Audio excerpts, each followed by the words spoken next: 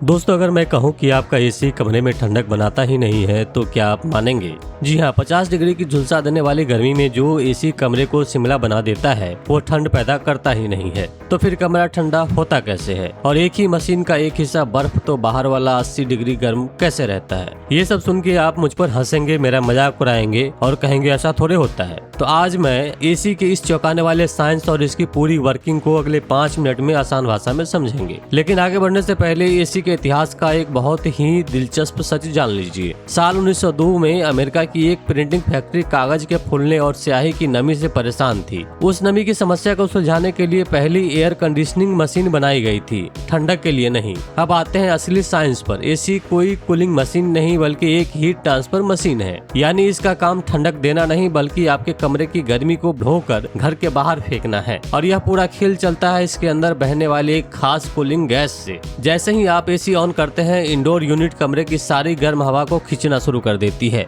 यह गर्म हवा इवापोरेटर कॉइल से टकराती है और कॉइल की गैस उस हवा की सारी गर्मी सोख लेती है। हीट सोखते ही गैस गर्म हो जाती है और फिर एंट्री होती है एसी के दिल यानी कंप्रेसर की। फिजिक्स का नियम है, किसी गैस को जोर से दबाओ तो उसका तापमान तेजी से बढ़ने लगता है। कंप्रेसर इस गैस को इतनी ताकत से दबाता है कि इसका तापमान उबलते पानी यानी 80 डिग्री सेल्सियस तक पहुंच जाता है। अब यह बेहद गर्म गैस पहुंचती है आउटडोर यूनिट में लगी कॉपर की कंडीशनर कॉइल्स में। आउटडोर फैन लगातार हवा फेंकता है जिससे कमरे से आई गर्मी बाहर वातावरण में निकल जाती है। गर्मी बाहर निकलते ही यह गर्म गैस धीरे धीरे ठंडी होकर हाई प्रेशर लिक्विड में बदल जाती है।